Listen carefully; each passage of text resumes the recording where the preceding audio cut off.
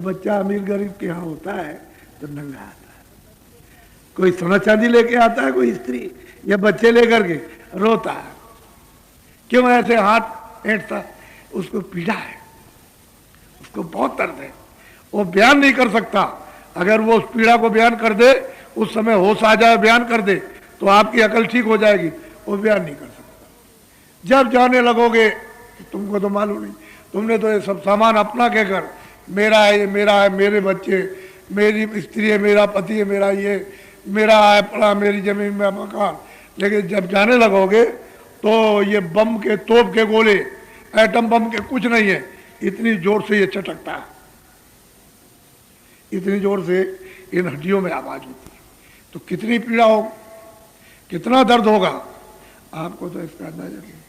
तो जलमत मरण दूसरे तो कोई, ये बयान कोई नहीं कर सकता। सबने मतलब एक कलम को तोड़ दिया, ऐसी पीड़ा, ऐसा दर्द होता है। तो जब तुम मतलब ये है कि आए थे तब तो देखा था, देखना चाहिए था, कुछ नहीं था, बाद में सब तुम्हारा हो गया।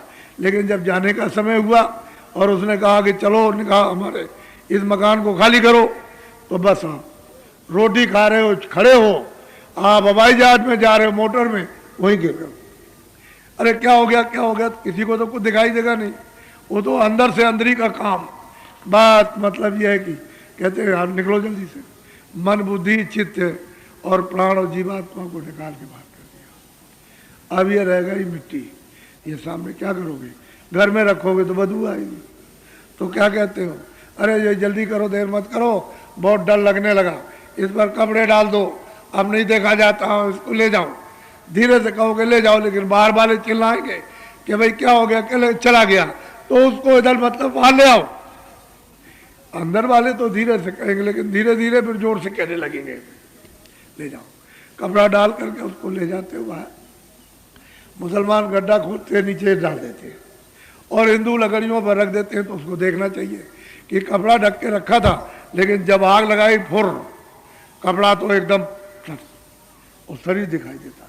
तो आपको ये देखना चाहिए कुछ लिए जा रहा, ये देख लो, ये तो बिल्कुल नंगा हो गया, कुछ लिए जा रहा, कोई सोना चांदी लपेटे जा रहा।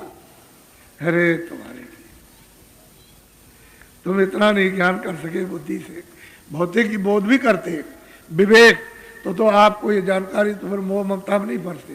तो ये भी काम करते, खेती दुकान, दफ्तर का कपड़े पहनते, बच्चों की सेवा करते, अतिथि का सत्कार करते, ये सब काम हो जाता और जीवात्माओं के भी कल्याण हो जाता, उसको भी जगा लेते आप। तो इसमें से कुछ नहीं किया। ये परदेश है, जो है चल रहे हो, लड़ाई कर रहे, कसरतबाजी, ये सब है, ठकर सबको बुला देता, किसी को छोड़ता नहीं है।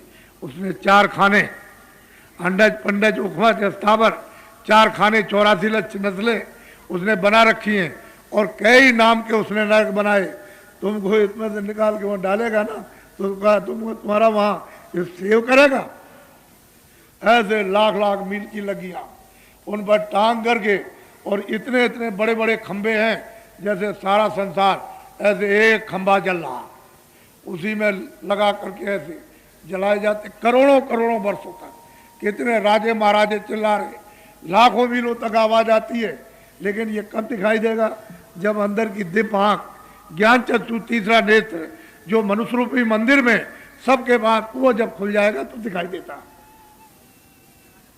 तब ये होता है कि ओहो, इस जीव की क्या दुर्गत होती। अरे भाई तुमको कर्म बंधन में तो बांध ही दिया, आजादी तुमको इतनी दी है कि जितनी भगवान को भी आजादी नहीं मिली, इतना अधिकार कर्म करने का दे दिया आपको, जो चाहो सो करो, लेकिन उसका फल अपने आप भोगो। हम ना आदेश देते हैं ना मना करते, वो तो अधिकार आपको। और तुम अगर कुछ ना करो तो निकल चलो, उसके लिए भी कुछ नहीं कहता, निकल जाइए, हमारा कर्जा हमको दे दो, जो तुमने लिया दिया हमको चुका दो, हमको दे दो ये, और अपना चले जाओ, उसके लिए रोक टोक नहीं है। लेकिन ये कर्जा जो कितने जुगों का आप चुका लोगे अपने ऊपर, किसी महात्मा फकीर से मिलो तो वो उसको जला देगा, धो देगा। तुमने रामायण नहीं सुनी है? नयन अमीर दृग दोष में मंजन, नेत्रों में जो दोष आ गया उसको महापुरुष जो है जड़ी बूटी औषधि आंख पर लगा देते हैं, तो मैल जीवात्मा का कट जाता, तो दिव्य आंख, ज्ञान चक्षु, तीसरा नेत्र खुल जाता है। और यहीं से बैठ करके दरवाजा पे बैठे हुए हो और फिर अपने घर में प्रवेश नहीं हो सके और नीचे जा रहे हो अंधेरे में। अरे उजाला में जाना चाहिए था, प्रकाश में, रोशनी में। इसलिए मैं तो कुछ अमूलक चीज देने आया हूँ, लेकिन मेरी कुछ जरूरी बातें सुन लो, आगे बड़ी तकलीफ आने वाली। कोई भगवान आपको और महात्मा श्राप नहीं देते, वो कुछ नहीं। महात्मा तो कभी देते ही नहीं, सवाल ही नहीं, भगवान भी नहीं देता। लेकिन जो जो आपने कर्म किए हैं उसका तो आपको दंड मिलेगा। तो बताइए, आपने कुछ बचाव के लिए सोचा है तो आगे बहुत तकलीफ आने वाली है। 47 सालों में इतनी तकलीफ नहीं आई, ऐसी बीमारियां आपने नहीं देखी, ऐसे झगड़े नहीं देखे, समझ गए, ऐसी महंगाई नहीं देखी आपने, अर्थ की ऐसी कमी, रुपए पैसे की कमी नहीं देखी। ये सब आगे आने वाली है, उसको मैं संकेत दे रहा हूं कि तुम लोग इसको सुन लो और सुन करके कोई बचाव का सोचो, समझ लो इस बात के लिए। तो मेरी बात सुनो, एक चंडी देवता है, देवता, या तो उसको देवता कहो, देवी कहो, लेकिन बाहर की चर्म आंखें, ये शरीर की जो 2 आंखें बाहर से, इनसे वो नहीं दिखाई देता, इनसे उसको नहीं देख सकते हो, देवता को, देवी को। किससे दिखाई? जब अंदर की दिव्य ज्ञान चक्षु खुल जाए, उससे वो दिखाई देता। तो चंडी यानी देवता, वो एक मसाल लेकर के 4 वर्ष हुए, अब 2-3 दिन ज्यादा हो गए, 4 वर्षों से वो बोल रहा हूँ कि देखो होशियार हो जाओ, चंडी जो है एक मसाल लेकर और एक हाथ में तलवार लेकर वो विश्व के देशों का दौरा कर रही है, सबका। बात को समझ लीजिएगा आप, विश्व के देशों का दौरा कर रही, तो क्या करेगी? वहां के धन को गायब कर देगी, छुपा देगी। जो नाम होगा वहां के धन का, यानी रुपए पैसे डॉलर का या और कुछ है यहाँ, और जो भी नाम होगा उस देश का, उसको गायब कर देगी। तो वहां की जनता चलाएगी कि भाई पैसे किधर हो, चले गए। वहां के जो सेठ साहूकार हैं वो चिल्लाएंगे भाई ये किधर गया। तो शासक भी चिल्लाएंगे कि भाई ये बात समझ में नहीं आई कि रुपया पैसा किधर चला गया, ये कमी कैसे हो गई, क्योंकि हमारा देश तो भरपूर था, संपन्न था, तो ये कमी कैसे हो गई। तो सब फिर उस देश में जाएगी, वहाँ गायब कर देगी, उस देश में जाएगी, उसको गायब करेगी, उसमें जाएगा, उसको, जितने विश्व में देश हैं सब में जाकर के गायब कर देगी। भारत में भी आएगी।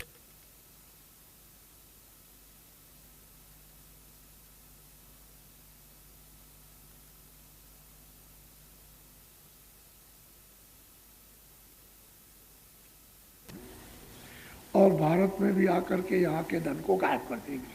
तो यहाँ की जितनी जनता है वो सब चिल्लाएंगे भाई धन किधर गया। सेठ साहूकार चिल्लाएंगे, ये फैक्ट्री कारखाने वाले और दुकान वाले, वही धन किधर चला गया। तो शासक वो भी चिल्लाएंगे, जो शासन करते हैं, वही धन किधर चला गया, ये चिल्लाएंगे बड़े जोर के साथ। तो क्या करेगी वो चंडी कि राष्ट्रपति और प्रधानमंत्री के मन को खराब कर देगी। पहले तो आपस में मन खराब करेगी, और फिर जब मन खराब हो जाएगा तो वो कहेंगे राष्ट्रपति और वो कि अच्छा उस मुल्क पर हमला कर दो, वो कहेगा उस मुल्क पर हमला करो, वो कहेगा उस मुल्क पर हमला करो, वो कहेगा उस मुल्क का हमला करो।